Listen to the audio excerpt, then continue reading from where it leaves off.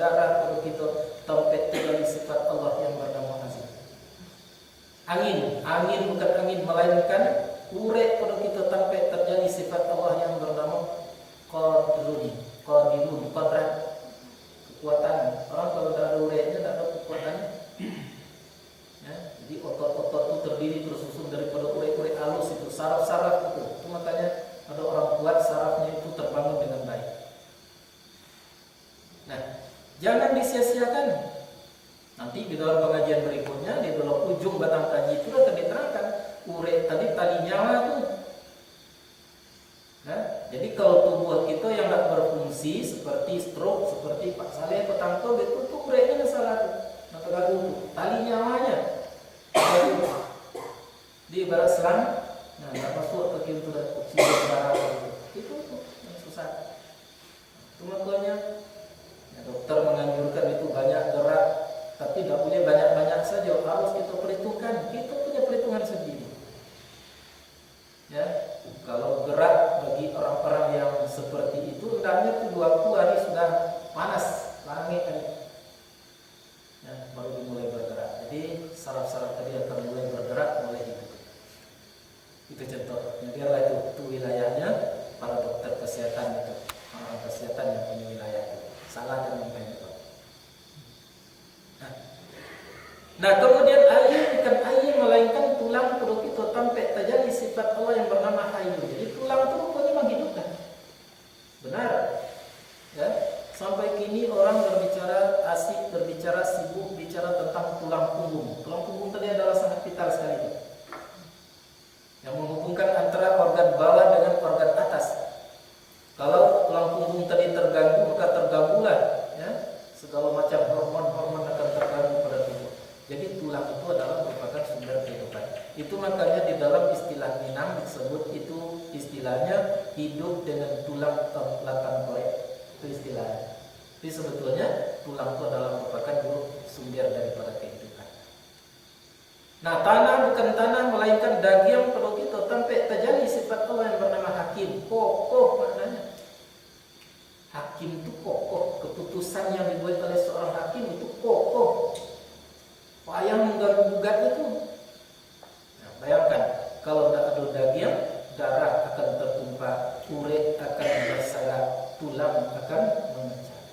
Maka disusunlah keempat-empat unsur itu pada diri kita. Artinya dalam tubuh kita, tubuh kasar. Nah, kemudian harus dinaikkan berbalik kepada Allah. Menaikkan darah mengatur pada kita, ya. Api dahulunya. Dari mana terlebihnya api? Dari puncak Nur Muhammad. Hati-hati mendengarkan istilah itu. Bukan puncak anak Aminah, tapi puncak Nur Muhammad. Nah, apa itu puncak Nur Muhammad tadi? Allah yang tahu. Tapi yang jelas di waktu Allah asik dengan dirinya sendiri, berdompak sifat jamal dengan sifat jalal, maka menata Allah dengan kalimat nur, maka terpancarlah nur. Apa? Nur. Jangan diartikan nur di situ cahaya seperti listrik, matahari dan sebagainya. Kaji nur sudah kita pelajari. Sampai macam nur tadi sekurang-kurangnya. Nah. Dan kemudian urek bukan urek melainkan angin dahulunya. Dari mana terlebih angin? Dari dado Nur Muhammad.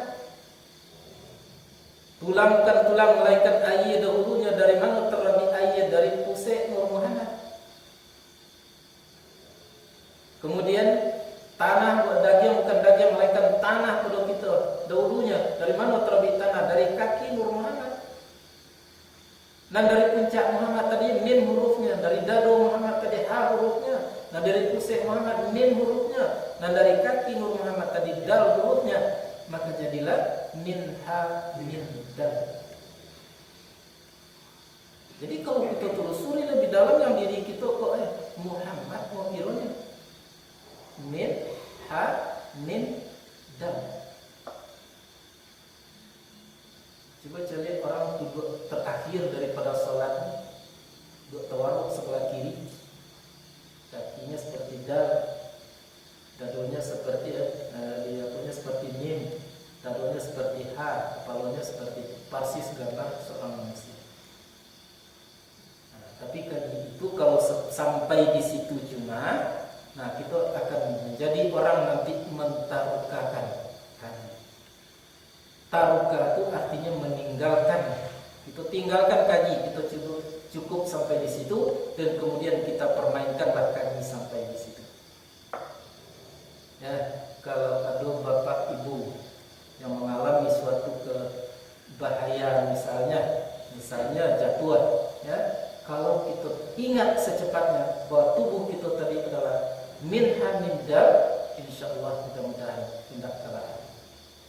Tapi itu taruka namanya, meninggalkan kebenaran, hati-hati melawan kalau mati di situ karena rokok lah pada. Teruskan pengajian tadi, tubuh terbagi dua tadi. Sebelum bertemu yang keduanya jangan hentikan pengajian. Nak basuh yang kedua tadi maka pelajarilah terus menerus. Nak menjalin, nak menjatuh, nak jangan ragu dengan bimbang. Jika ragu dengan bimbang maka tidak paham. Kalau tidak paham maka hilanglah tujuan. Itu.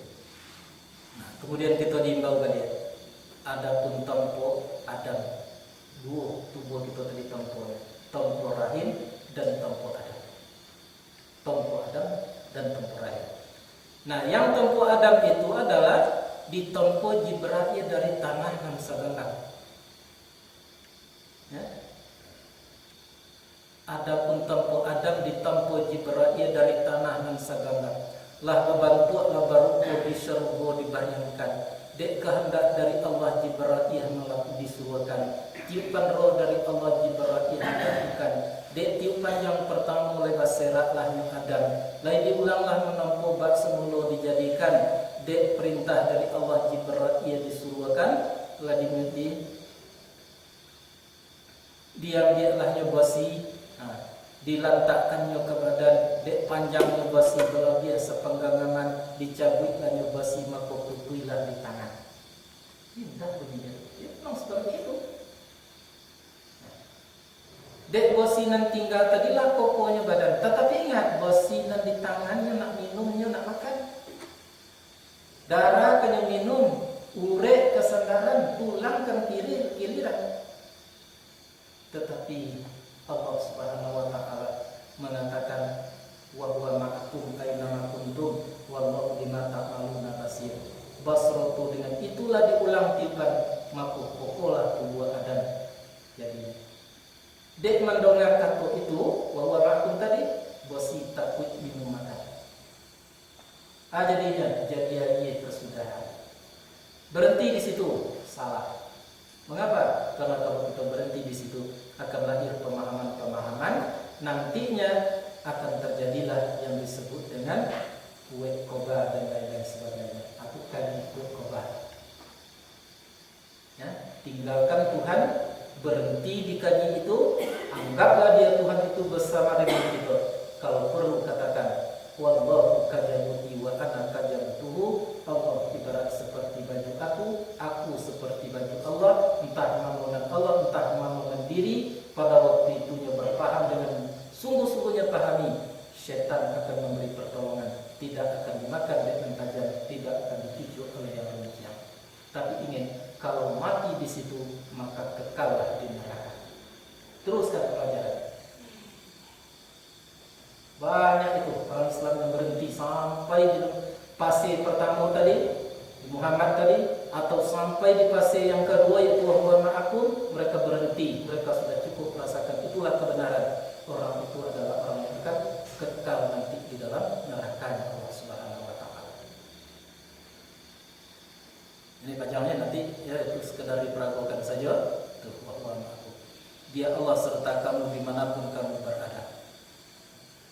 Basratu dengan itulah diulanglah timpan. Kinilah kokoh tubuh Adam maka tagaklah yang Adam. Dek mendengar kata tadi basi itu takwid minum makan nak menjalin nak nyato. Nah, jadi air kesudahan itulah yang teruka hati-hati melakawan jika mati di situ maka karamlah di jalan. Adapun diri Adam di surga sendirian. Itulah tadi. Akhirnya dia melihat burung terbang burung bakawan pasangan timbul keinginan daripada Adam.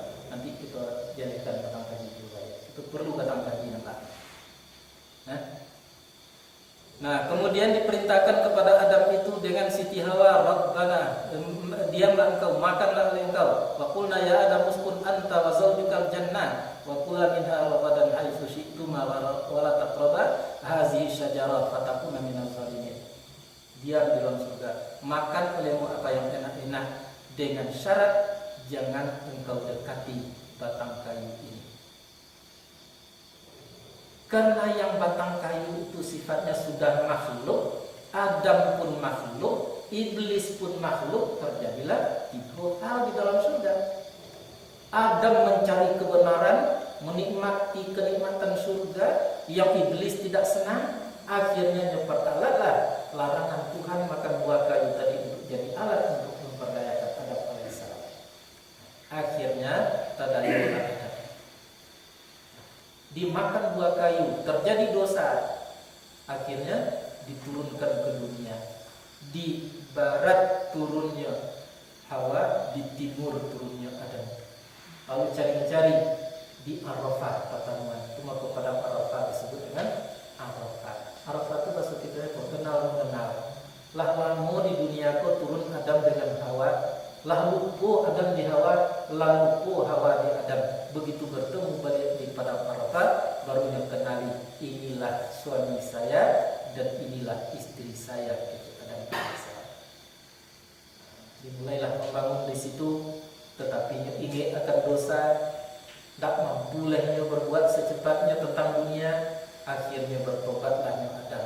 Qala rabbana zalamna anfusana wa illam taghfir lana wa tarhamna lanakunanna minal khasirin. Ya, itu Al-A'raf ayat 27. Kemudian kita cepatkan saja, yang diri kita tadi itu adalah mempunyai roh. Roh itu dulu sudah berjanji dengan Allah Subhanahu wa taala. Nah, sewaktu tempoh rahim terjadi, sebulan di dalam rahim air namanya, 2 bulan di dalam rahim darah, 3 bulan di dalam rahim tadi si Bani Adam, 4 bulan di dalam rahim si budak, sampai hitungan bulan 9 bulan 10 hari pada walidnya lahirlah yang ke dunia. Menangi apa yang nyetangikan? Nah, yaitu nyodek karena akan janji arek kalau mungkin sumpah setia kok telanggar. Apa janjinya? Kata Allah Subhanahu wa taala, alastu bi rabbikum qalu bala syahidana. Al-A'raf ayat 174. Itu dan mana? Nah, fa bima naqdihim mitsaqahum la'annahum, apabila seorang itu mereka itu melanggar janji, maka dia akan disiksa baik di dunia atau di akhirat nanti. Nah, baru masuk kita kepada fase yang tadi, memperbaiki diri tadi dengan sesuatu yang tidak berbicara, itu mati, zikir mati. Nak jangan lupa pada janji, nak jangan lulai pada sumpah, maka carilah dalam zikir, dilakukan di dalam hidup, disudahi dalam di kabar pulang, diangin tempat tiwi, diombak membasamu. Nah, itu bunyinya lagi. Nah, nan talimo nyolah pekat, kok nan mato nyolah rabun, nan kudorat nyolah habis. Ube tidak lain menganggakan tawa, tidak lain mendinginkan. Harus dibawa perasaan kita betul. Itu yang telah seperti itu. Sakit nak nanti ube damang dak nanti tawale hilang dayo bayo aleh nanti kita boleh tahu penyerahan total hanya kepada Allah Subhanahu wa taala. Nah, kok nan sangkanya ketinggal, nan burungnya ketabang, hak kepulang ke nan punyo. Pasti itu sadar nanti itu. Nah, kan bagantong di kalimahnya kan hilang, kalau pegang di cahaya-cahayanya kepadam. Nah, katanya Allah Ta'ala, inna lillahi wa inna ilaihi raji'un. Datanglah setan masa itu yang merupa ibu bapa atau anak dengan cucu, membawa makan dan minuman, awih dan tidak terbaduh, lita membukan kepala. Nyoba kata masa itu, wahai ibu atau bapak, nan air kadi minum nan nasi kadi makan. Tapi sementara pun itu duakan Tuhan yang satu, dutokan Nabi Muhammad. Itulah perdayaannya begitu. Kalau karuah dari hulu maka karuahlah di muaro. Kalau salah di memulai maka hilanglah tujuan. Iman tangga masuk itu tadayujur.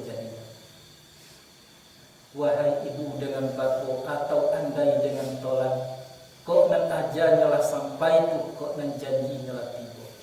Tabujuh badan di tengah rumah. Orang kampung datang menjangkau. Malasa ayi pemandian takanak kebit nan limo tujung ate di bawah. Nah, orang banyak tagak semayang. Di waktu orang menyembayangkan itu apa yang terjadi? Menangi batin masuk itu, rato menindak kedengaran.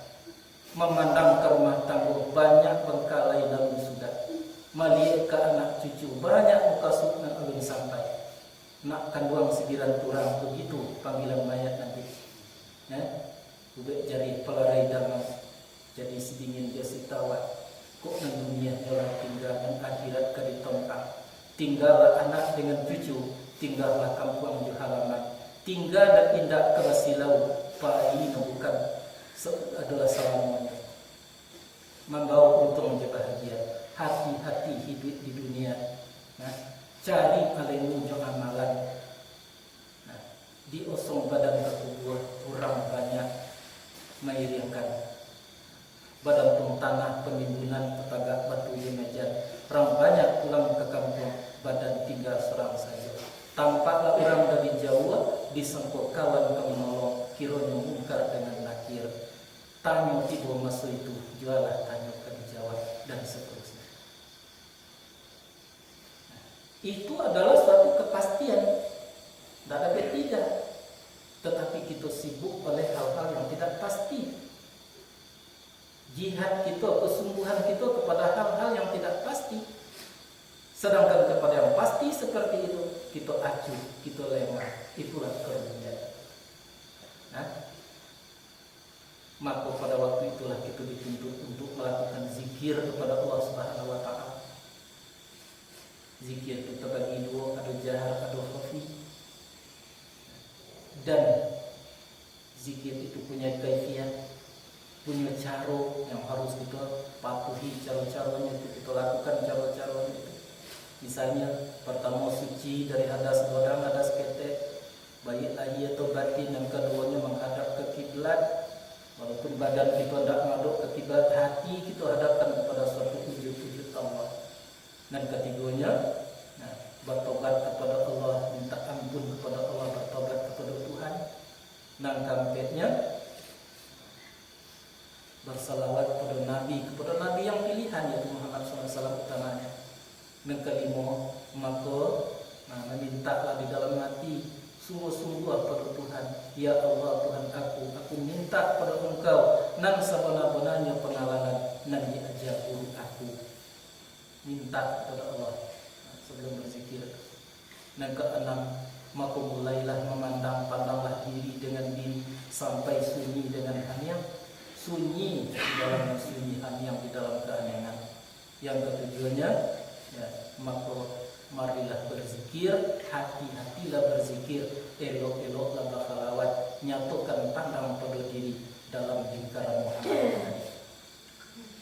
Nah, jadi ayat tadi menjelaskan kepada kita perlu berjihad. Nah, jadi summa inna rabbaka lillazina hajaru, kemudian bahasanya Tuhan engkau terhadap orang-orang yang berhijrah, pindah daripada sesudah mereka terjadi fitnah, kemudian berjihad mereka. Maka dalam pengajian ini, jihad itu yang tidak dapat tidak adalah kepada Al-Quranul Karim. Tidak usah kita teruskan bacanya petang kali.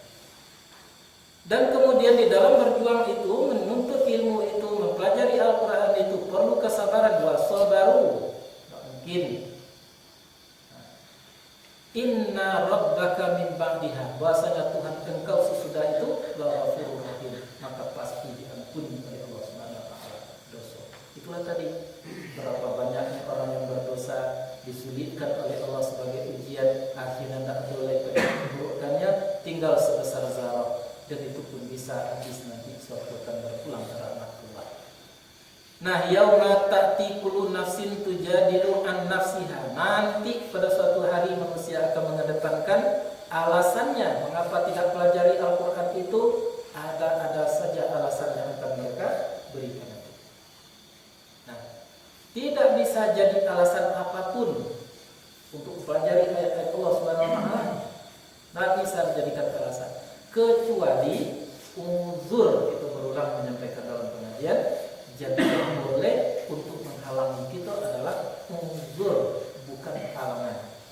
Halangan adalah sesuatu yang masih bisa kita bergerak untuk mengatasinya, tapi kalau yang uzur bahaya kalau kita jalankan, itu namanya adalah uzur. Nah, maka tidak sedikit hadis, tidak sedikit Quran yang menjelaskan tentang kelebihan-kelebihan orang punya ilmu, khususnya punya ilmu tentang wahyu Allah Subhanahu wa taala. Maka di dalam sebuah hadis kita sudah pelajari, barang siapa yang mempelajari satu bab di pagi hari, ya, itu nilainya tidak tanggung di sisi Allah Subhanahu wa taala. Itulah makanya kita sangat-sangat melakukan dengan konsekuensi tinggi melaksanakan wirid subuh atau pengajian subuh. Tak bisa jadi alasan apapun. Wa tuwaffa kullu nafsin ma amilat wa hum la yuzlamun. Nah, maka disempurnakanlah bagi tiap-tiap diri itu apa yang dia amalkan sewaktu dia hidup di permukaan bumi, dan mereka itu tidak dianiaya sedikit pun.